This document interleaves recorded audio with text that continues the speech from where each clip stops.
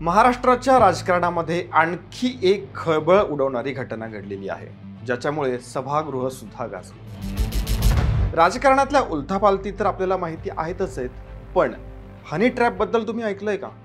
महाराष्ट्रातला असा honey trap ज्याच्यामध्ये एक दोन नाही, तब्बल 72 अधिकारी, होय 72 अधिकारी अडकलेले आहेत आणि त्यांच्या सोबतीला आहेत आपले आजी माजी मंत्री, एक महिला आणि तिच्या जाळ्यात अडकलेले अधिकारी आणि मंत्री।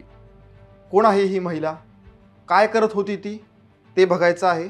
इंटरेस्टिंग गोष्ट म्हणजे या हनी ट्रॅपचा पेन ड्राईव्ह सुद्धा उपलब्ध झालेला आहे। तो कोणाकडे आहे या व्हिडिओमध्ये सांगणार आहोत, पण त्याआधी चॅनल सबस्क्राईब करा म्हणजे कोणतीही इंटरेस्टिंग इन्फॉर्मेशन मिस होणार नाही। नमस्कार, मी प्रदीप। मूड फ्रेश करणाऱ्या मराठी मूडमध्ये आपल्या सगळ्यांचं स्वागत। पावसाळी अधिवेशनात हनी ट्रॅपच्या मुद्द्यावरून सत्ताधारी आणि विरोधकांमध्ये मस्तपैकी झुंपली। काँग्रेसचे आमदार नाना पटोले यांनी तर हनी ट्रॅपचं सिक्रेट असलेला पेन ड्राईव्हच आपल्याकडे असल्याचा दावा केलाय। मंत्रालय, नाशिक आणि ठाणे हे हनी ट्रॅपचं केंद्र बनलेले अध्यक्ष महाराज, आणि राज्याचे महत्त्वाचे कागद, गोपनीय कागद या एंटी सोशल मुवमेंटच्या हातात चाललेले आहेत। मला कोणाचं चरित्र करा, माझ्याजवळ अध्यक्ष महाराज माझ्याजवळ पेन ड्राईव्ह पण आहे, मला ते दाखवायचं नाही आहे, तो विषय नाही आहे अध्यक्ष महाराज, मला कोणाचं चरित्रहरण करायचं नाही आहे। पण ज्या पद्धतीनं दाखवा म्हणाल मंत्री महोदय तर दाखवू टाकू, तुमचं सरकारचं मत असेल तर। त्यांच्या या दाव्यानंतर ते एकनाथ खडसेंचं सीडीवालं प्रकरण आहे ना, ते आठवलं। ईडी आली, पण खडसेंची सीडी काही अजून आली नाही। पटोलेंनी पेन ड्राईव्ह दाखवला तर खरा, पण त्यातला डाटा किती ऑथेंटिक असेल ते कळेल काही दिवसांनी। नाना पटोलेंसोबतच भास्कर जाधव, जयंत पाटील, विधान परिषदेमध्ये विरोधी पक्षनेते अंबादास दानवे अशा सगळ्यांनीच या प्रकरणाचं गांभीर्य ओळखून सरकारला प्रकरणाची चौकशी करण्याची मागणी केली। तर सत्ताधारी पक्षातर्फे एकनाथ शिंदे यांनी चौकशी करण्याचं आश्वासन दिलेलं आहे। आता हनी ट्रॅप म्हणजे काय, का त्याची इतकी चर्चा होतीये ते बघूया।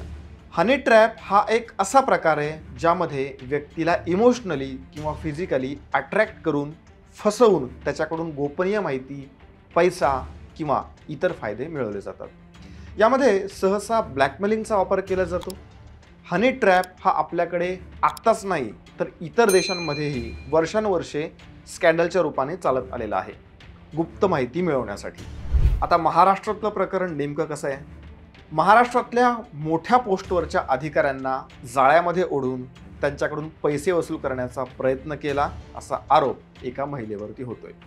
ही तीच महिला आहे जिला 2016ला एका खंडणी प्रकरणामध्ये अटक झाली होती। या महिलेचं कॅरेक्टर बघा, आपण विधवा, गरीब आहोत असं स्वतःला गरजू भासवायची आणि IPS किंवा मग इतर विभागांमधल्या सनदी अधिकारी, मुख्याध्यापक अशा मोठ्या पोस्टवरच्यांशी संपर्क साधायची। सुरुवातीला व्हॉट्सॲपवर संभाषण व्हायचं, नंतर व्हिडिओ कॉल आणि शेवटी वैयक्तिक भेटीतून अधिकाऱ्यांचा विश्वास ती संपादन करायची। हे सगळं करत असताना छुप्या पद्धतीने खासगी क्षणांचे फोटो आणि व्हिडिओ सुद्धा काढत होती।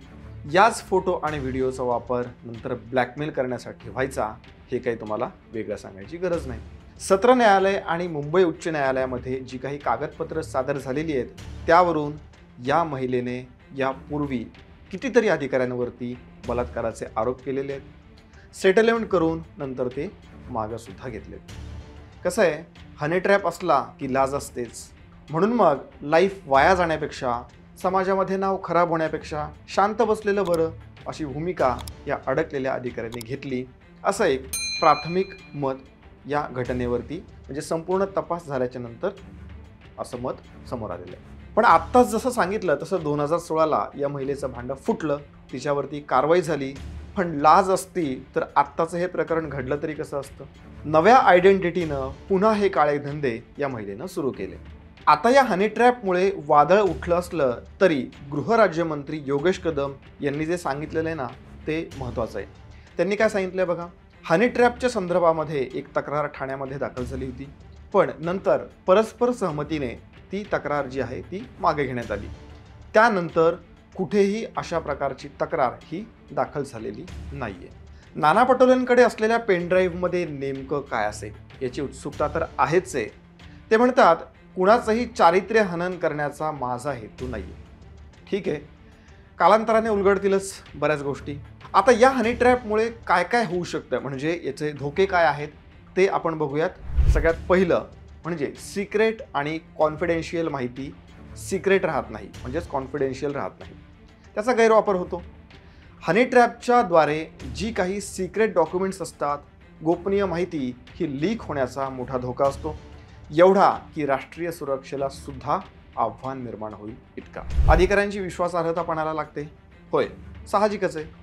कोणतीही सरकारी कामं ही अधिकाऱ्यांच्या मार्फत होत असतात.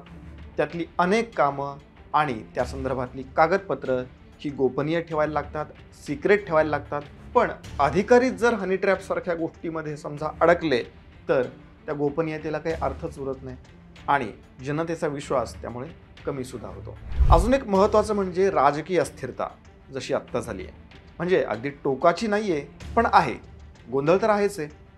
राजकारण्यांचा सहभाग असेल तर सरकारच्या प्रतिमेला धक्का तर बसणारच आहे आणि विरोधकांना टीका करण्याची संधीसुद्धा मिळेल. म्हणूनच म्हटलं ना, राजकीय अस्थिरता तर आहेच आहे आणि विरोधकांनाही संधी मिळाली आहे यावरती बोलण्याची आणि टीका करण्याची. वैयक्तिक नुकसान आहे. हनी ट्रॅपमध्ये अडकलेल्या व्यक्तींच्या वैयक्तिक, व्यावसायिक आणि सार्वजनिक जीवनावरती याचा गंभीर परिणाम होत असतो. आता महाराष्ट्रातल्या हनी ट्रॅपचा कोणी घेतलाय धसका? मंत्रालयासह नाशिक, मुंबई, ठाणे, पुणे, औरंगाबाद असं खरं तर राज्यभर या हनी ट्रॅपचं जाळं पसरलेलं आहे. याचा धसका कोणी घेतलाय माहिती आहे? जे संशयित अधिकारी आहेत ना त्यांनी. आणि हे कसं समजलं तर या प्रकरणाची गुप्त पद्धतीने जी चौकशी सुरू आहे त्यानंतर या धक्कादायक गोष्टी समोर येत आहेत आणि हळूहळू अजूनही भविष्यामध्ये येत राहतील. या चौकशीत संशयित व्यक्तीचे व्हिडिओ कॉल्स, त्यानंतर हॉटेलमधल्या भेटी आणि मोठे आर्थिक व्यवहार असे सगळे पुरावे तपास यंत्रणांच्या हाती लागणार, नो डाऊट. अधिकाऱ्यांचं हे सगळं सुरू असताना राजकीय नेते मात्र बिनधास्त आहेत. बास, फक्त शांत बसायचं आणि बघत राहायचं काय होतंय ते. कालांतराने प्रकरण शांत होईल याची वाट बघायची. हेच सगळं राजकारणी करतात. महाराष्ट्रातल्या या प्रकरणात काय काय होतंय त्याच्यावरती आपलं लक्ष असणारच आहे. पण हनी ट्रॅप हा जो काही प्रकार आहे ना तो आत्ताच आलाय का? तर नाही. आधीची गाजलेली प्रकरणं कोणती आहेत ते तुम्हाला जाणून घ्यायचे. चला पटापट नजरेखालून घालून घेऊ. नौदल हनी ट्रॅप प्रकरण 2010. भारतीय नौदलातल्या काही अधिकाऱ्यांना हनी ट्रॅपच्या द्वारे फसवून गोपनीय म्हणजेच सिक्रेट माहिती परदेशी गुप्तचर संस्थांना पुरवल्याचा आरोप झाला होता. या प्रकरणामध्ये काही अधिकाऱ्यांना अटकसुद्धा झाली होती. त्यानंतर आहे मध्य प्रदेशातलं हनी ट्रॅप प्रकरण, जे 2019 मध्ये घडलं होतं. यामध्ये काही राजकारणी आणि बडे अधिकारी अडकलेले होते. या प्रकरणामध्ये महिलांनी ब्लॅकमेलिंग करून कोट्यवधी रुपये वसूल केल्याचं नंतर म्हणजे तपासांती उघड झालं होतं. पुढे उत्तर प्रदेश हनी ट्रॅप प्रकरण 2023चं, म्हणजे अलीकडचंच आहे. उत्तर प्रदेशातील काही बड्या अधिकाऱ्यांना हनी ट्रॅपच्या द्वारे फसवण्यात आलं होतं आणि यामुळे मोठा आर्थिक फटका किंवा नुकसान झालेलं बघायला मिळालं. हनी ट्रॅप काय आहे, त्यामुळे होणारं नुकसान, महाराष्ट्रातलं हनी ट्रॅप आणि संबंधित महिला, हे सगळं आपण या व्हिडिओमध्ये बघितलेलं आहे. येत्या काळामध्ये यात इन्क्लूड असलेल्यांची नावं समोर येतील. नाही आली तरी काही ना काहीतरी समोर येईलच. म्हणजे स्पेसिफिकली जर आपण बोलायचं तर व्हिडिओ तर नक्कीच व्हायरल होतील. तुम्हाला काय वाटतं ते आम्हाला तुम्ही कमेंट करून सांगा. याशिवाय तुम्हाला माहीत असलेली अशी कोणती हनी ट्रॅपची प्रकरणं आहेत तेही आम्हाला या व्हिडिओच्या कमेंटमध्ये नक्की सांगा. जय हिंद, जय महाराष्ट्र.